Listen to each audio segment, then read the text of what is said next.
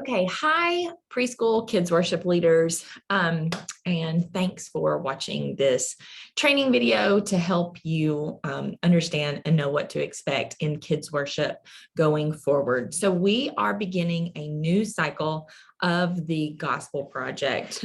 This is a curriculum that has a 3-year cycle that will take our kids from Genesis to Revelation and show them all through scripture how we can see the work of Jesus in every single book of the Bible and how we can see our need for the gospel, the good news that God sent his son to save sinners so that we can live forever with him one day.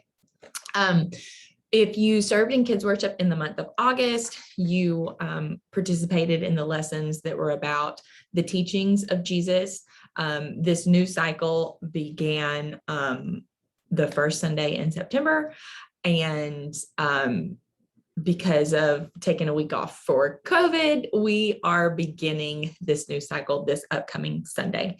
And so we're going to start in Genesis with the story that God created the world.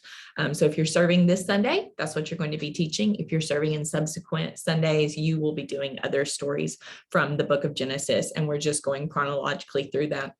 So I just wanted to take some time to make sure that you're up to speed on some of the ways that we're scheduling, some of the ways that I'm letting you access curriculum, and then kind of just the logistics of how it's going to work on a Sunday morning. So the first thing I want to do is I want to share my screen with you and talk about the Services app or the Services website. So you may be using Services on your mobile device. It is an app that you can get from the App Store. You can download that to your phone, and that's where you'll get requests for when you are asked to serve in kids worship. You can accept those requests. That's where you can put in your blockout dates. So if you know, like, I've got a wedding and I'm going to be out of town this weekend, you can go ahead and schedule that in Services so that when I make the schedule for the next month, the system knows, hey, this is not a good week to schedule you. If you don't want to use it in the app, there is a website. So you see at the top of the screen that the address is services.planningcenteronline.com. And so you can log into that. It's the same login that you would use for our groups app or our church center app, or if you do online giving, it's the same for that. I think most of you have figured this out by now because so many of you are confirming your teaching dates. So I think we're good, but just in case, I wanted to go over it.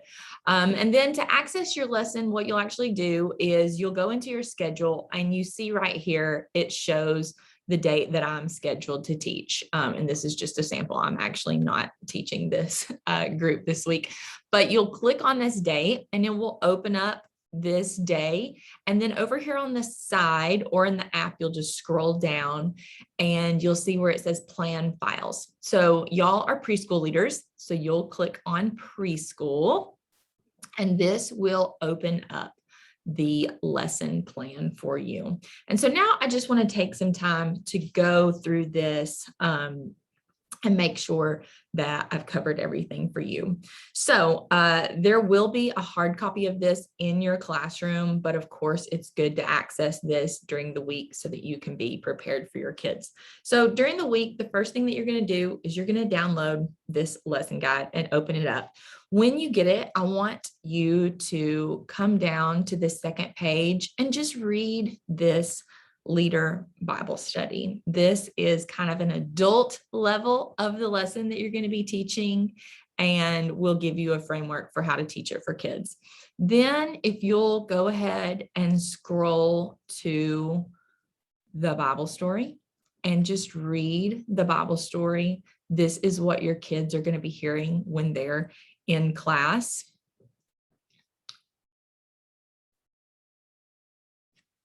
And then I want to kind of talk to you about the 3 different components that this new curriculum is broken up into. So I'm going to scroll back to here because this gives a good overview right here.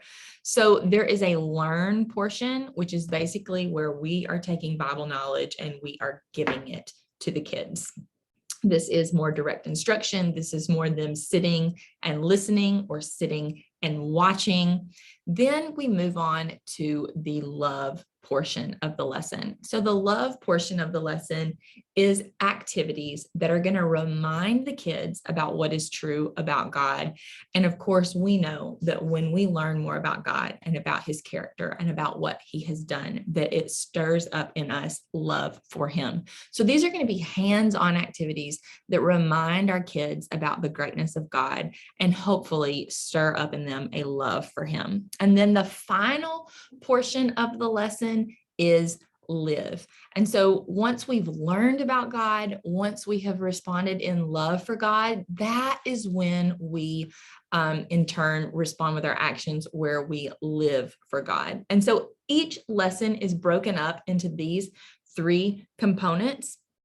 Kind of how it's going to work for preschool worship is that each week when the kids come up for preschool worship, they're going to go in the preschool classroom and you're going to start with the love activities for them.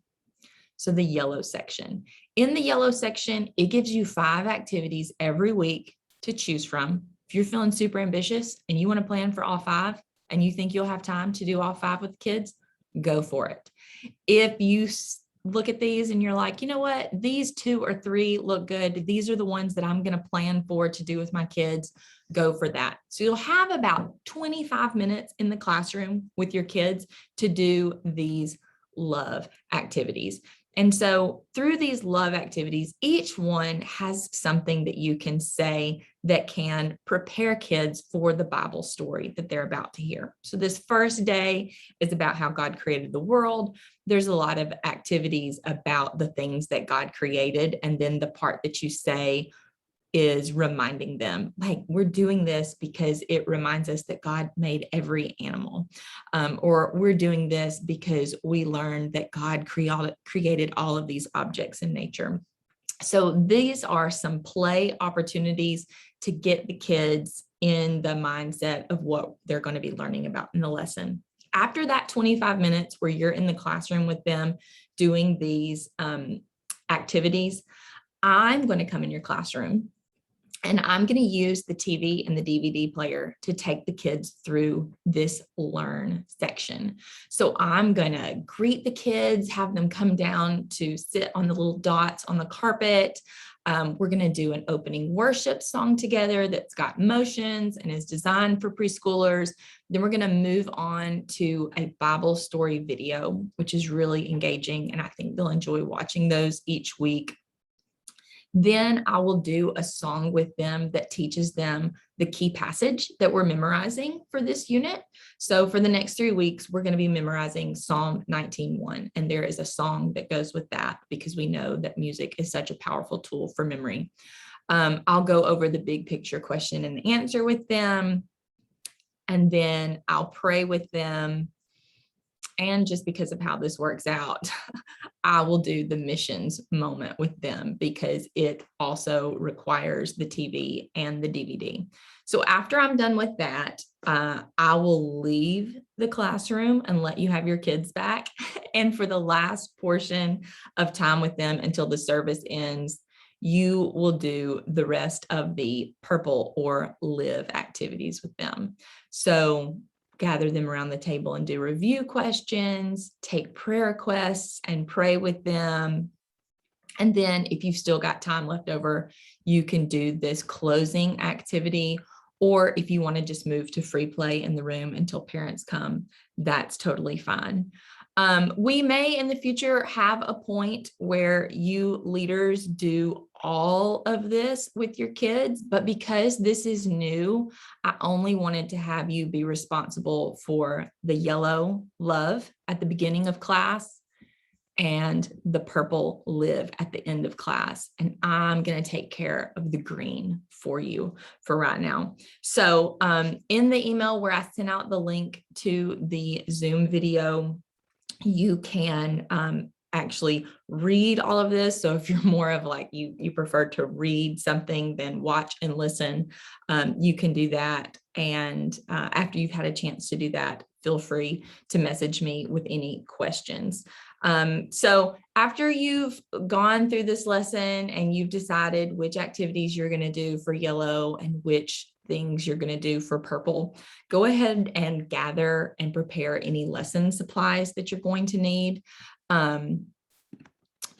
Our resource room upstairs is pretty organized at this point. And so if you're going through this and you're wondering, hey, I wonder if we have this particular supplies that I need for this activity, just ask me and I'm happy to look up there and see if we have it for you or if that's something that you need to bring from home.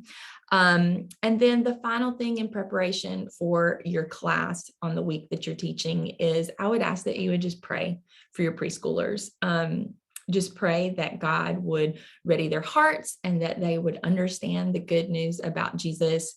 And then if you want to be a bonus gold star teacher, if you want, you can get a list of kids and contact information from me. And then on Saturday night before church on Sunday, if you would like to text or call our families and let them know, hey, I'm going to be your child's teacher next Sunday morning or tomorrow morning. I really look forward to seeing them there.